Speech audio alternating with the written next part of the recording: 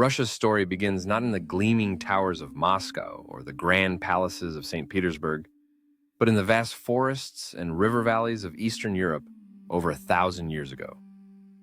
Long before any Russian state existed, the lands stretching from the Baltic Sea to the Ural Mountains were inhabited by scattered Slavic tribes who lived as farmers, hunters, and traders.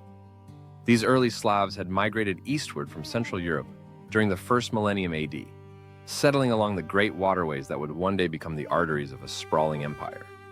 Life for these tribes was simple yet precarious, shaped by harsh winters, dense woodlands, and the constant threat of nomadic raiders sweeping across the steppes from Asia.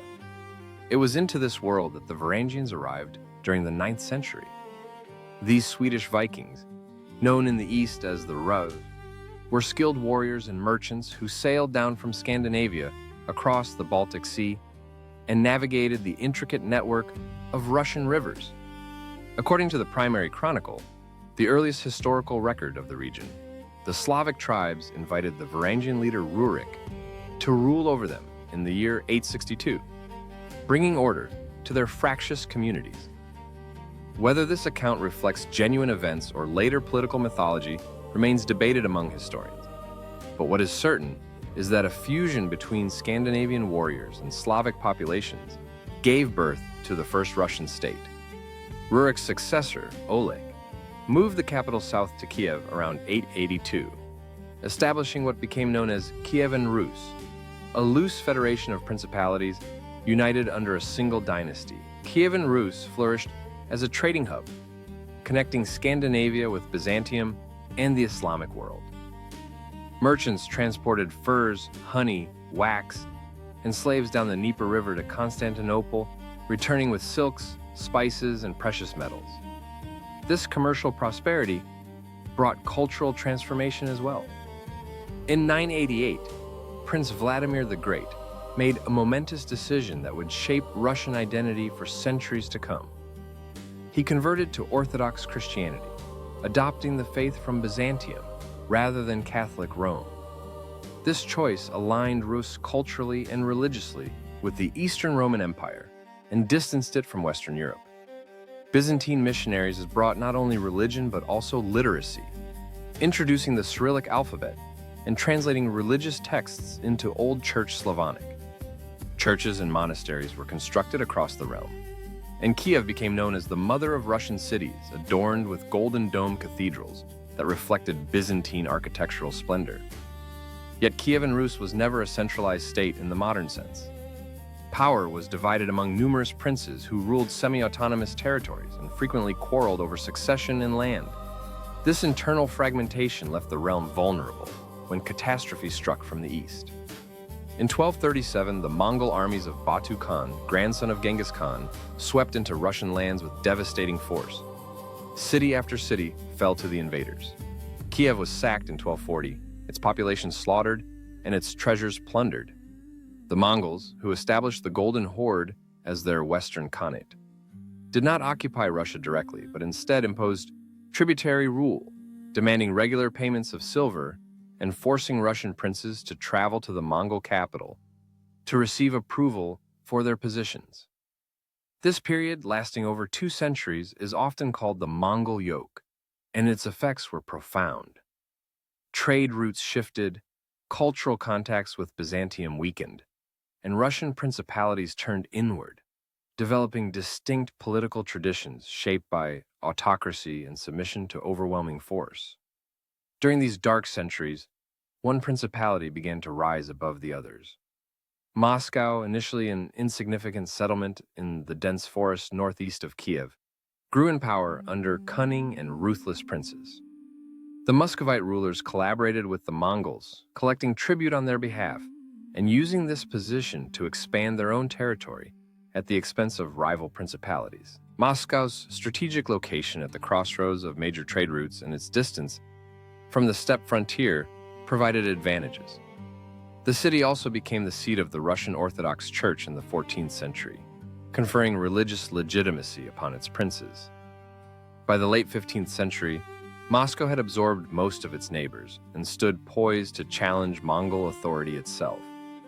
The man who transformed Moscow from a regional power into the nucleus of a new empire was Ivan III, known as Ivan the Great, who ruled from 1462 to 1505. He refused to pay tribute to the rapidly weakening Golden Horde, and in 1480, during a tense standoff on the Ugra River, the Mongols withdrew without battle, effectively ending their dominion over Russia. Ivan married Sophia Paleologina, niece of the last Byzantine emperor, and adopted Byzantine court ceremonies. Imperial symbols like the double-headed eagle and the title of Tsar, derived from Caesar.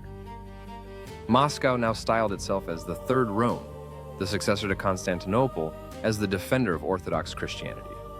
Ivan's grandson, Ivan IV, better known as Ivan the Terrible, was the first Russian ruler to be formally crowned Tsar in 1547.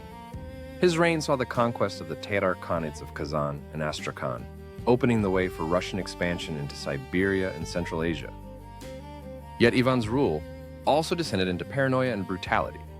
He established the Oprichnina, a personal terror apparatus that massacred thousands of perceived enemies, including the entire population of Novgorod. Ivan's reign demonstrated a pattern that would recur throughout Russian history: the concentration of absolute power in the hands of a single ruler, unchecked by institutions or law. Ivan's death in 1584 plunged Russia into chaos. His son and successor was mentally incapable of ruling, and when the dynasty ended in 1598, a period known as the Time of Troubles began. Famine, foreign invasion, and civil war ravaged the land. Polish forces occupied Moscow, and rival claimants fought for the throne. Order was only restored in 1613 when a national assembly elected Michael Romanov as Tsar, founding the dynasty that would rule Russia until 1917. The early Romanovs rebuilt the state's authority and expanded its territory. But Russia remained economically backward and isolated from the intellectual and cultural currents transforming Western Europe during the Renaissance and Enlightenment. This changed dramatically under Peter the Great, who ruled from 1682 to 1725. Determined to modernize Russia and make it a European power, Peter embarked on radical reforms. He traveled incognito through Western Europe, studying shipbuilding, military tactics, and administration. Upon his return, he forcibly westernized Russian society, compelling nobles to shave their beards, wear European clothing, and adopt Western customs. He restructured the government along European lines, built a modern navy, and reorganized the army. Most dramatically, Peter founded an entirely new capital, St. Petersburg, on marshland conquered from Sweden, creating a window to the west that symbolized his vision of a transformed Russia. Tens of thousands of laborers died constructing the city. But Peter was undeterred. His wars with Sweden, culminating in victory at the Battle of Poltava in 1709, established Russia as a major European power. Yet Peter's modernization was imposed from above through autocratic decree, and it primarily affected the nobility and urban elite while leaving the vast peasant majority in deepening serfdom. Catherine the Great, who ruled from 1762 to 1796, continued Peter's policies of expansion and westernization. She corresponded with Enlightenment philosophers like Voltaire and Diderot, presenting herself as an enlightened monarch, though she had no intention of limiting her own absolute power or freeing the serfs. Under Catherine, Russia expanded dramatically, annexing much of Poland and conquering lands along the Black Sea from the Ottoman Empire. The Russian Empire now stretched from the Baltic to the Pacific, encompassing dozens of ethnic groups and religions. Yet this vast domain was held together by military force and bureaucratic control rather than shared identity or willing participation. The 19th century brought new challenges. Napoleon's invasion in 1812 devastated Western Russia, but ended in catastrophic defeat for the French.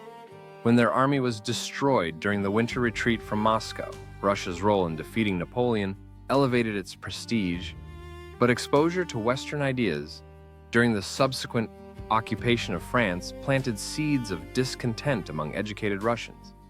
In December 1825, a group of reform-minded officers attempted a coup, demanding constitutional government.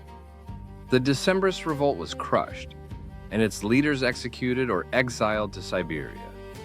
But it marked the beginning of a revolutionary tradition that would eventually overthrow the monarchy.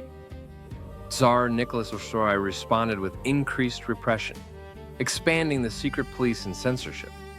His successor, Alexander II, recognized that reform was necessary to prevent revolution, and in 1861 abolished serfdom, freeing millions of peasants. However, emancipation was incomplete. Peasants received inadequate land and remained burdened by redemption payments. Industrialization began in the late 19th century, creating an urban working class concentrated in factories where conditions were harsh and wages low. Revolutionary movements proliferated. Populists believed peasants would lead a socialist revolution, while Marxists argued the industrial proletariat was the true revolutionary force. Anarchists advocated violent action against the state.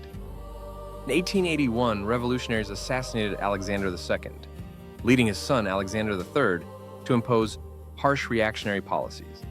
His son, Nicholas II, inherited the throne in 1894 and proved incapable of managing the mounting crisis. Russia's defeat in the Russo-Japanese War of 1905 triggered revolution. Workers struck, peasants seized land, and mutinies erupted in the military. Nicholas conceded a parliament, the Duma, but retained autocratic power and soon undermined the institution. When World War I began in 1914, Russia entered enthusiastically but was unprepared for modern industrialized warfare. Millions of soldiers died in poorly equipped and badly led campaigns. The home front collapsed under the strain. Food shortages sparked riots in Petrograd in February 19. And when soldiers refused to fire on demonstrators, the revolution succeeded. Nicholas abdicated, ending 3 centuries of Romanov rule. A provisional government promised elections and continued the war, but it shared power uneasily with workers' councils called Soviets. Into this power vacuum stepped Vladimir Lenin and the Bolsheviks, a radical Marxist faction promising peace, land, and bread. In October 1917, they seized power in a nearly bloodless coup, dissolved the elected assembly when they lost the vote, and established a one-party dictatorship. The Bolshevik Revolution triggered a brutal civil war, lasting until 1922. The Red Army, organized by Leon Trotsky, fought against white forces backed by Western powers, as well as nationalist movements seeking independence. Millions died from combat, famine, and terror. The Bolsheviks won through ruthless centralization and willingness to use unlimited violence. They created the Soviet Union in 1922, nominally a federation of republics, but in reality controlled from Moscow. Lenin died in 1904, and after a power struggle, Joseph Stalin emerged as dictator. Stalin's rule from the late 1920s until his death in 1953 was one of the most murderous in history. He forced rapid industrialization through 5-year plans, collectivized agriculture by liquidating prosperous peasants as a class, and used terror to eliminate all potential opposition. The Great Purge of 1936 to 1938 saw hundreds of thousands executed and millions sent to labor camps in the Gulag system. Famine induced by collectivization killed millions more, particularly in Ukraine. Stalin's paranoia extended to the military, where he executed much of the officer corps just before World War II. When Nazi Germany invaded in June 1941, the Soviet Union was unprepared despite warnings. German forces advanced rapidly, besieging Leningrad, reaching the outskirts of Moscow, and penetrating deep into Ukraine and the Caucasus. The war was catastrophic for the Soviet people. At least 27 million Soviet citizens died, more than any other nation. Cities were reduced to rubble, and entire populations were displaced. Yet, the Soviet Union ultimately prevailed, turning the tide at Stalingrad in 1943 and driving German forces back across Eastern Europe. The Red Army captured Berlin in May 1945, and Stalin emerged from the war as one of the world's most powerful leaders. The Soviet Union dominated Eastern Europe, installing communist regimes in Poland, Czechoslovakia, Hungary, Romania, Bulgaria, and East Germany. The Cold War had begun. Stalin's final years saw renewed terror and xenophobia. He died in 1953, and his successor Nikita Khrushchev denounced his crimes in a secret speech in 1956, initiating a limited thaw. Khrushchev's erratic leadership ended when he was ousted in 1900, replaced by Leonid Brezhnev, whose long rule until 1982 was marked by stagnation. The Soviet economy, centrally planned and isolated from global markets, could not keep pace with the West. Consumer goods were scarce, technology lagged, and corruption was endemic. The war in Afghanistan from 1909 to 1989 drained resources and morale. When Mikhail Gorbachev became leader in 1985, he attempted to reform the system through glasnost and perestroika, openness and restructuring. Instead, these reforms unleashed forces that destroyed the Soviet Union. Eastern European communist regimes collapsed in 1989. Nationalist movements demanded independence. The economy spiraled into crisis. In August 1991, hardliners attempted a coup, but it failed. By December, the Soviet Union had dissolved into 15 independent states. Russia, now led by Boris Yeltsin, embarked on a chaotic transition to capitalism and democracy. State assets were privatized, often corruptly, creating a class of oligarchs who controlled vast wealth. The economy collapsed, living standards plummeted, and life expectancy declined. Yeltsin's government struggled with separatist movements, particularly in Chechnya, where two brutal wars were fought. When Yeltsin resigned on New Year's Eve 1999, he handed power to Vladimir Putin, a former KGB officer. Putin restored state authority, subdued the oligarchs, and reasserted Russian power internationally. Economic recovery, fueled by high oil prices, brought stability, but also increased authoritarianism. Political opposition was suppressed, independent media silenced, and elections became formalities. Putin's government promoted a narrative of Russia as a besieged fortress, surrounded by hostile Western powers seeking to weaken and dismember it. This worldview shaped Russian foreign policy. In 2008, Russia fought a brief war with Georgia. In 2014, it annexed Crimea and supported separatists in eastern Ukraine. In 2002, Putin launched a full-scale invasion of Ukraine, expecting quick victory, but encountering fierce resistance. The war has cost tens of thousands of lives and isolated Russia internationally.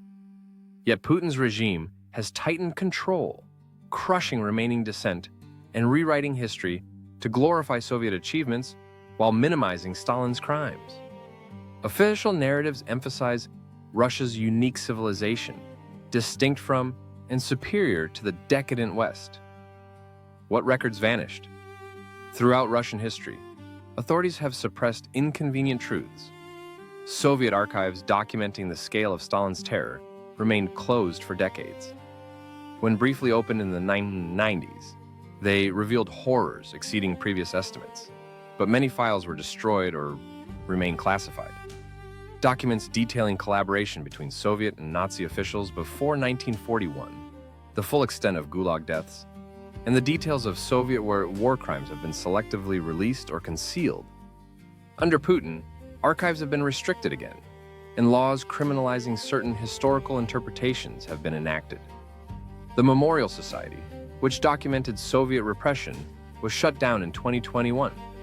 History in Russia is not a search for truth, but a tool of state power. Who benefited? At each stage, elites close to power accumulated wealth and privilege. Mongol-era princes who collaborated with Khans enriched themselves. Imperial nobles owned vast estates worked by serfs. Soviet officials enjoyed access to special stores, dachas, and privileges unavailable to ordinary citizens. Post-Soviet oligarchs seized state assets for pennies. Today's elite, loyal to Putin, controls key industries and maintains wealth in Western banks even while denouncing Western values. The Russian people, meanwhile, have endured invasion, famine, terror, and war. Their resilience is remarkable, but their history is largely one of suffering, imposed by rulers who demanded obedience in exchange for promises of greatness that rarely materialized. Russia's history is not simply a tale of expansion and empire, but of cycles of reform and repression, modernization and stagnation, hope and disillusionment.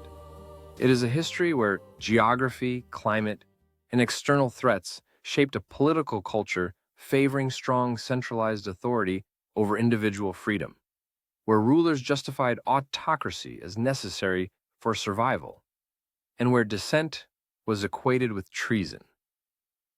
Understanding this history is essential to understanding Russia today, a nation that remains vast, complex, and deeply scarred by its past.